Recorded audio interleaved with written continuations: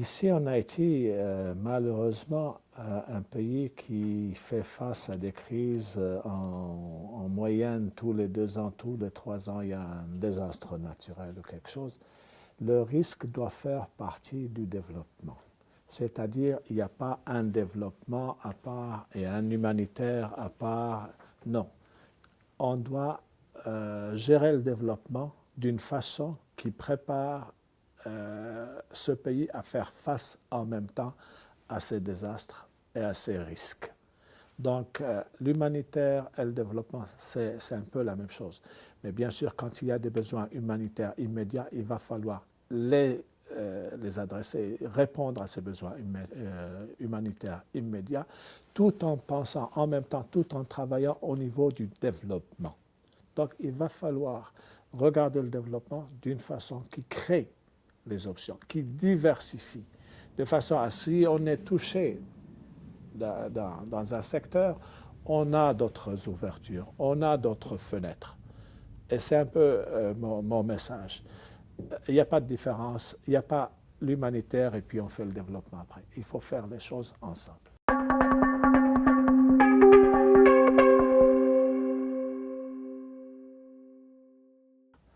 Si nous regardons les chiffres de cas suspectés de choléra, il y a eu une augmentation, un pic au niveau de Matthew, parce que là encore, ça a affecté la capacité de faire face à ces défis. Et puis après, il y a eu un effort assez concentré au niveau des réponses rapides, de la prise en charge, de la chlorination, assez renforcé. Quand on regarde le nombre de cas suspectés maintenant, c'est beaucoup plus bas que ce qu'on avait la même période l'année dernière et l'année d'avant. C'est le tiers. On est à peu près à 200 cas par semaine.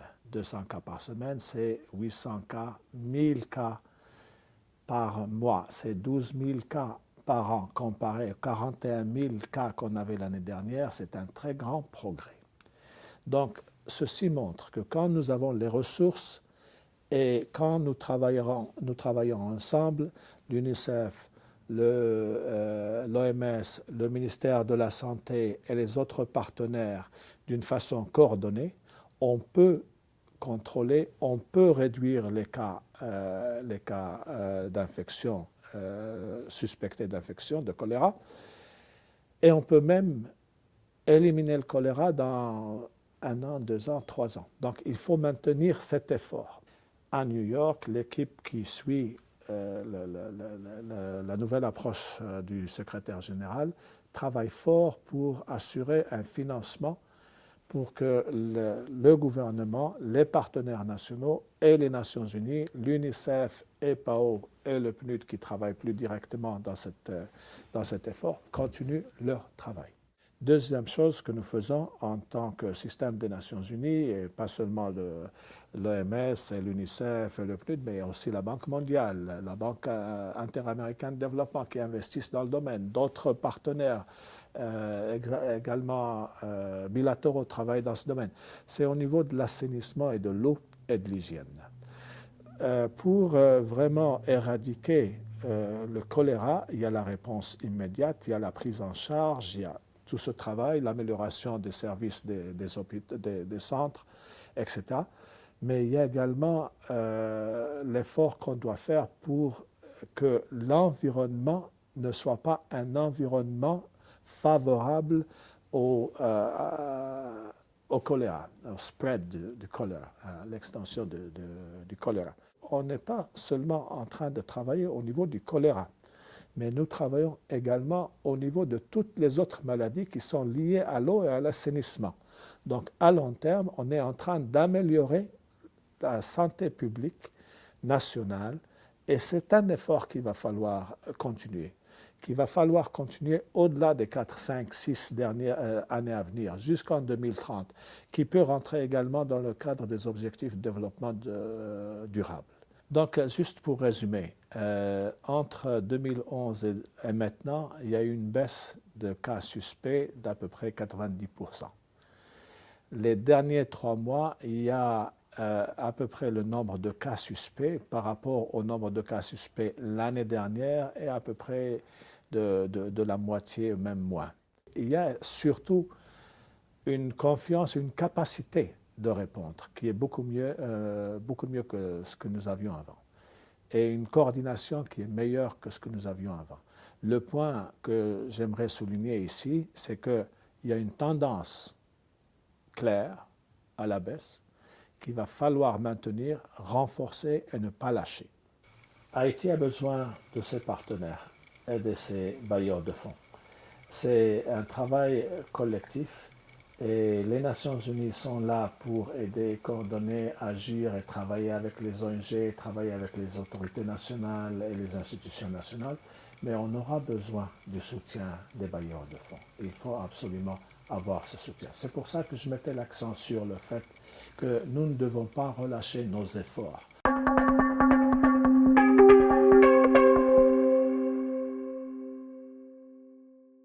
Vous avez mentionné mon titre DSRSG RC HC, c'est-à-dire député adjoint pour la représentante spéciale de la MINUSTAH et coordonnateur résident du système des Nations Unies et coordonnateur humanitaire du système des Nations Unies.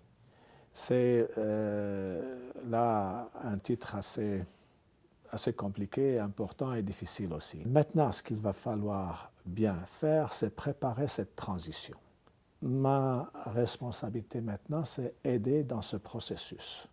D'abord de sortie de la MINUSTAH, mais également la préparation de l'équipe des Nations Unies. Et c'est là que mon rôle en tant que coordonnateur résident et coordonnateur humanitaire entre en jeu. Les priorités immédiates, c'est de consolider les acquis de la MINUSTAH. Et deuxièmement, préparer l'équipe des Nations Unies à travailler d'une façon différente avec les autorités nationales. Une façon qui met d'abord l'appropriation nationale comme premier objectif et qui renforce les capacités nationales et qui regarde la durabilité des résultats et qui met l'accent sur le développement et la résilience, qui donne aux objectifs de développement durable leur place, qui doit être la place de ce partenariat importante par rapport à ce partenariat entre Haïti et l'équipe des Nations Unies en tant que partenaire d'Haïti dans la réalisation de ces objectifs de développement durable et dans la réalisation dans le renforcement d'une capacité nationale à gérer son développement. Il y a 19 agences du système des Nations Unies ici en Haïti et ces 19 agences vont continuer à travailler avec Haïti, mais avec une perspective, avec une approche différente.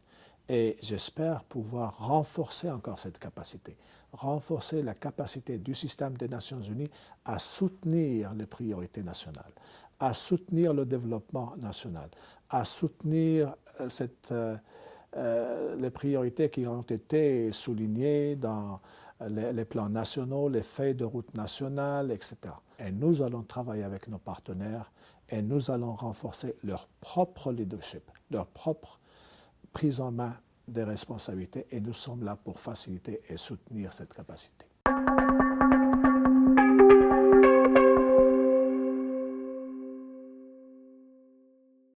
Bien sûr, sans stabilisation, sans stabilité, il n'y a pas de développement. Sans sécurité, il n'y a pas de développement. Donc le travail de la MINUSTAH était très, très important. Sans stabilité, sans état de droit, s'il n'y a pas la possibilité de pouvoir imaginer ce que serait le lendemain, on ne va rien faire aujourd'hui. On va toujours garder ses ressources à côté ou bien les envoyer ailleurs. Donc la stabilité, le travail de stabilisation est un travail très important. C'est pour ça qu'il faut absolument que les acquis de la MINUSTAH soient maintenus et renforcés. Et cette fois-ci, renforcés pas seulement avec cette approche qui est très positive, qui a produit de très bons résultats de peacekeeping, de maintien de la paix, mais une approche qui est également de développement. la stabilité n'est maintenue à long terme qu'avec le développement, et un développement inclusif. Donc, la stabilité est absolument nécessaire. Il y a des potentialités en Haïti pour l'investissement international, l'investissement étranger.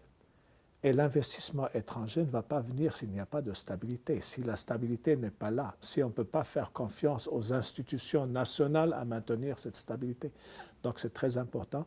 Et c'est ça le grand acquis qu'il y a eu depuis l'arrivée de la MINUSTAH. C'est reprendre cette capacité au niveau national des institutions nationales à assurer cette stabilité. Il y a encore des gaps. C'est pour ça qu'on va continuer à travailler avec le pays, avec ses institutions, avec la MINUSTAH, avec l'au-delà de la MINUSTAH, pour assurer cette stabilité. Ou ka suiv nou sou Facebook, Twitter ak YouTube.